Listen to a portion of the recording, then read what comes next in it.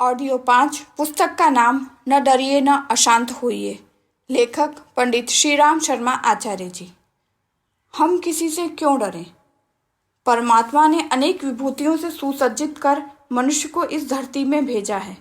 जिन मंगलकारी उपहारों को लेकर वह इस वसुंधरा में अवतीर्ण होता है वे इतने हैं कि एक एक की खोज और गणना करने बैठें तो अतुल श्रम व समय लगाना पड़े। भावनाओं को व्यक्त करने के लिए जैसी बुद्धि व वाणी उसे मिली है, संसार के किसी अन्य जीव जंतु को उपलब्ध नहीं। संसार की सारी मशीनें एक ही शरीर के सम्मुख हतप्रभ है। खाने पीने चलने फिरने की स्वचालित मशीन और कोई भी नहीं जैसी मनुष्य को प्राप्त है। पारस्परिक प्रेम और स्नेह, त्याग और आत्मोत्सर्ग, सौजन्य और सौहार्द, संगठन और सहानुभूति के बल पर वह चाहे तो इसी धरती पर स्वर्ग उतार कर रख दे। इनसे भी बढ़कर श्रेष्ठ व अनुपम वस्तु उसे मिली है। वह है आत्मिक बल की अनुपम संपदा। इसे प्राप्त कर मनुष्य सचमुच देवता बन जाता है। किंतु कार्य जगत में जब हम इन उपहारों में से एक को भी अधिकतर जीवनों में फलित होते नहीं देखते तो बड़ा आश्चर्य होता है। इन महत्वपूर्ण अनुदानों का स्वामी होकर भी उसकी दीनता हीनता देखकर बड़ी निराशा होती है। लगता है उसने इनका दुरुपयोग कर लिया। बजाय सुखी व समुन्नत जीवन बिताने के बेचारा क्लेश और क्लांत परिस्थितियों में पड़ा किसी प्रकार जीवन के दिन पूरे करता रहता है। इसका एक प्रबल कारण है भय। भय से बढ़कर अनिष्टकारी दूसरा कोई मनोविकार नहीं। यह ऐसा महान घातक शत्रु है जो व्यक्ति की विकास विजय को पराजय में, आशा को निराशा में, उन्नति को अवनति में क्षण भर में बदल कर रख देता है। भय के दो रूप हैं, एक क्रियात्मक, दूसरा भावनात्मक। पहला कर्ता और परिस्थिति के स्थूल संयोग या संघर्ष की आशंका से होता है।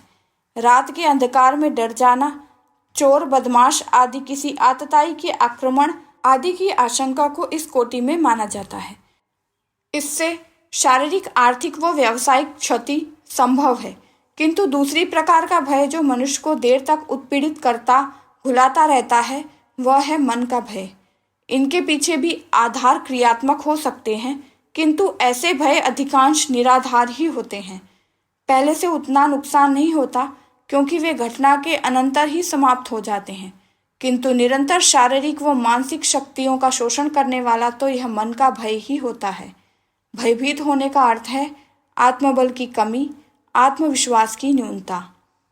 आने वाली कठिनाई या दुर्घटना से आतंकित होने का एक ही अर्थ होता है, उससे लड़ने, जूझने और संघर्ष करने का साहस नहीं है। यह मनुष्य का एक बड़ा दुर्गुण है कि वह बिना जाने पहचाने केवल कागजी कंस से, कपोल कल्पित मान्यताओं से भयभीत रहे। भय की परिस्थिति के मूल तक पहुंचकर देखें तो वास्तविकता कुछ भी न निकलेगी।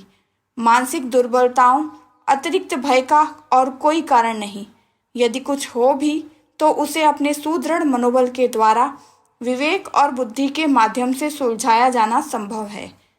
एक आदमी अंधेरे में पांव धरता है तो आगे भूत खड़ा दिखाई देता है।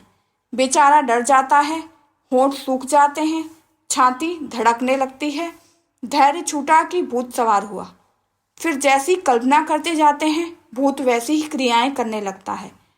पर एक दूसरा व्यक्ति थोड़ी हिम्मत बांधता है, सारा साहस बटोरकर आगे बढ़ता है, सोचता है देखें यह भूत भी क्या भला है। आगे बढ़ता है तो हवा के कारण हिलती डुलती झाड़ी के अतिरिक्त कुछ भी दिखाई नहीं देता। तब उसे पता चल जाता है भूत और कुछ नहीं, अपना ही मानस पुत्र है, अपनी ही कल्पना की तस्वीर है। डर जाने के 80% कारण ऐसे ही होते हैं। कई बार ऐसे समय आ सकते हैं जब कोई हिंसक जीव या आतताई पुरुष द्वारा ऐसी घटना उपस्थित हो, पर यदि वहां भी मनुष्य साहस और शौर्य से काम ले तो उन्हें भी पार कर सकता है। कहावत है, हिम्मता मर्दे तो मददे खुदा। अनेकों ऐसी घटनाएं घटित हुई हैं जब छोटे छोटे बालकों ने खूंखार हिंसक जानवरों का मुकाबला करके उनसे अपनी आत्मरक्षा की है। भयभीत होने का तो एक ही अर्थ है, अपने प्रतिद्वंदी के आक्रमण के सामने सिर झुका देना। डर जाना, जानबूझकर अपने आप को आपत्तियों के जाल में फंसा देना है। छोटे छोटे जीव जंतु, पशु पक्षी घोर जंगलों में भी निर्भय विचरण करते रहते हैं। अनेकों भयदायक परिस्थितियां होते हुए भी उन्हें इस तरह निर्भीक घूमते देखते हैं तो मनुष्य की क्षमता पर, शारीरिक व मानसिक शक्ति पर संदेह होने लगता है। भय मनुष्य की योग्यता कुंठित कर देने का प्रमुख कारण है। मानवीय योग्यताओं को देखते हुए यह आशा की जाती है कि लोग दिन प्रतिदिन उन्नति की ओर, विकास की ओर बढ़ते चले जाएं। आज जिस स्थिति में हैं, कल उससे बेहतर स्थिति में हो। आज की अपेक्षा कल कुछ अधिक धनवान, बलवान, गुणी एवं शिक्षित हो। किंतु इस तरह भयभीत रहकर अपनी विकास गति को शिथिल एवं लुंज-पुंज कर डालने की बात उपहासास्पद सी लगती है। यह सब इसलिए होता है कि आने वाली घटनाओं तथा परिस्थितियों को बहुत बढ़ा चढ़ाकर देखते हैं और अपनी शक्तियों को उनसे कमजोर मानते हैं। इससे पराक्रम तथा कर्तव्य निष्ठा का ह्रास होता है। जिस कर्म के किए जाने की यथार्थ आवश्यकता थी वह नहीं हो पाता। कई बार तो उसके स्थान पर अनुचित कार्य तक होते देखे जाते हैं।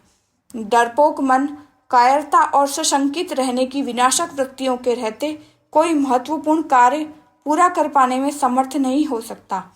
सफलता प्राप्त करनी हो तो भय रहित होकर उस कार्य में जुटना पड़ेगा, अन्यथा मानसिक चेष्टाओं में वह एकाग्रता, लगन एवं तत्परता न बन पड़ेगी जिनकी कार्य पूर्ति के लिए आवश्यकता अनुभव की गई थी। छिन्न भिन्न एवं दुर्बल मनोबल से कोई कार्य पूरे नहीं होते। इसलिए पहले साहस का अनुसरण करना होता है। भय सफलता का सबसे बड़ा बाधक है। साहसी और हिम्मतवर व्यक्ति हजार कठिनाइयों में भी विचलित नहीं होते। जीवन के किसी भी क्षेत्र में व्यवस्था एवं क्रम बनाए रखने के लिए सुदृढ़ मनोबल एवं साहसी होने की अत्यंत आवश्यकता है। इनके अभाव में पग पग पर भय उत्पादक परिस्थितियां रास्ता रोकती और पीछे लौटने को मजबूर कर देती हैं। विकास की गाड़ी रुके नहीं, सफलता की मंजिल तक पहुंचने में संदेह न रहे, इसके लिए भय भीरुता को छोड़ना पड़ेगा। परिस्थितियों से संघर्ष करने की हिम्मत करनी पड़ेगी, तभी किसी महत्वपूर्ण निष्कर्ष पर पहुंचना संभव हो सकेगा।